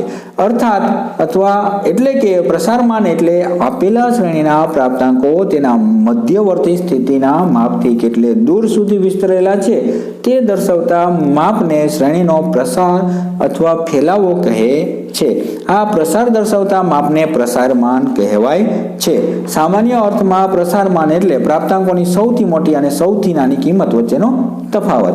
જેમ આપણે દાખલો જોયો એ રીતે, તો આ થિયરી બેઝ પ્રશ્ન છે કે જેમ પ્રસારમાનનું માપ વધુ તેમ જૂથના લક્ષણો વધુ ચલિત હોય. પ્રસારમાનનું માપ જેમ ઓછું તેમ માહિતી વધુ સ્થિર અને વધુ વિશ્વસનીય હોય. પ્રસારમાન જેમ વધુ તેમ માહિતી વધુ અસ્થિર અને અવિશ્વસનીય હોય. બે જૂથની મધ્યવર્તી સ્થિતિ અને પ્રસારમાનને આધારે સરખામણી કરી તારવેલ નિર્ણય વધુ સચોટ અને વિશ્વસનીય હોય. પ્રસારમાનના મુખ્ય માપો તમે આ રીતે લંબચોરસ દોરીને કે 3D ટાઈપ આ રીતે વિસ્તાર, સરેરાશ વિચલન, ચતુર્થક વિચલન, પ્રમાણ વિચલન, આ રીતે તમે સરસ મજાનું, કદાચ હજુ તમારે પેજ ન ભરાણા હોય તો તેને અંદર થોડું થોડું તમે સમજૂતી પણ આપી અને ઉપસાર બાંધી દેવાનું. બરાબર છે. ચાલો નેક્સ્ટ ત્યાર પછીનો પ્રશ્ન, પરંપરાગત અને ખુલ્લી વિદ્યાપીઠ વચ્ચેનો તફાવત. આ પણ પૂછાઈ શકે એવો અને સરસ મજાનો રોકડા માર્ક તમારે કવર થઈ શકે નિબંધલક્ષીમાં એવો પ્રશ્ન છે. સરસ મજાનો આ રીતે અલગ અલગ બોક્સ પાડીને એક એક લીટી છોડી એક એક મુદ્દા વચ્ચે અને પરંપરાગત અને ખુલ્લી વિદ્યાપીઠ વચ્ચે તફાવત જોઈ લેવાનો. તો આપણે ઝડપથી જોઈ લઈએ. પરંપરાગતમાં ચોક્કસ માળખું હોય છે, ખુલ્લી વિદ્યાપીઠમાં ચોક્કસ માળખું હોતું નથી, ખુલ્લાપણું જોવા મળે છે. પરંપરાગતમાં પ્રવેશ માટે ચોક્કસ લાયકાત અને ચોક્કસ નિયમો નિયત થયેલા હોય. ખુલ્લી વિદ્યાપીઠમાં પ્રવેશ માટે ચોક્કસ ઉંમરના જડ નિયમો નથી. પરંપરાગત યુનિવર્સિટીમાં શિક્ષણ પ્રત્યક્ષ રીતે આપવામાં આવે છે, ખાસ કરીને પ્રવચન ઉપર ભાર મુકાય છે, જ્યારે ખુલ્લી વિદ્યાપીઠની શિક્ષણની પદ્ધતિઓમાં વૈવિધ્ય હોય છે, જૂથ ચર્ચા હોય, માર્ગદર્શન હોય, સ્વાધ્યાયનો આશરો લેવામાં આવે છે. પરંપરાગતમાં શિક્ષણ પર અધ્યાપન પર ભાર મૂકવામાં આવે છે, જ્યારે ખુલ્લી વિદ્યાપીઠોમાં સ્વ અધ્યયન પર ભાર મૂકવામાં આવે છે. વિદ્યાર્થીને ચોક્કસ સમય નિયમોમાં અભ્યાસ કરવો પડે છે. વિદ્યાર્થીને ખુલ્લી વિદ્યાપીઠોમાં પોતાની ગતિએ અભ્યાસ કરે છે. પરંપરાગતમાં હાજરીના બંધનો હોય છે, ફરજિયાત હાજરી જરૂરી બની રહે છે, અને જેમાં હાજરી ફરજિયાત હોતી નથી, હાજરીમાં સ્વતંત્રતા હોય છે. પરંપરાગતમાં ચોક્કસ પ્રકારનું જળ માળખું હોય, જ્યારે ખુલ્લી વિદ્યાપીઠોમાં ચોક્કસ પ્રકારનું જળ માળખું હોતું નથી. શૈક્ષણિક સામગ્રી અથવા અધ્યયન સામગ્રી પૂરી પાડવામાં આવતી નથી, જ્યારે વિદ્યાર્થીને ઘરે બેઠા અધ્યયન સામગ્રી પૂરી પાડવામાં આવે છે. આ યુનિવર્સિટી શિક્ષણ લેવા માટે પૈસા, શક્તિ અને સમયનો ભોગ આપવો પડે છે, જ્યારે આ યુનિવર્સિટીમાં શિક્ષણ માટે પૈસા, શક્તિ અને સમયનો ભોગ આપવો પડતો નથી. જેમ કે તમે અત્યારે જોડાયેલા છો યુનિવર્સિટીમાં, એ આપણી યુનિવર્સિટી એટલે પરંપરાગતમાં આવે છે એનું શિક્ષણ, અને જે ઓપન યુનિવર્સિટી એટલે બાબા સાહેબમાં કે જે ઇગ્નુમાં બીએડ કરતા હોય એ છે ઓપન યુનિવર્સિટી. તો આ બંને વચ્ચેનો જે તફાવત છે આ રીતના વ્યવસ્થિત લખી અને ઉપસાર થોડો લખી દેવો. ત્યાર પછીનો પ્રશ્ન મોસ્ટ આઈએમપી કહી શકાય. ઇકો ક્લબ વિશે ટૂંકનો લખો, તેને વિસ્તારથી સમજાવો, અથવા ઇકો ક્લબ એટલે શું તેને વ્યવસ્થિત સમજાવો.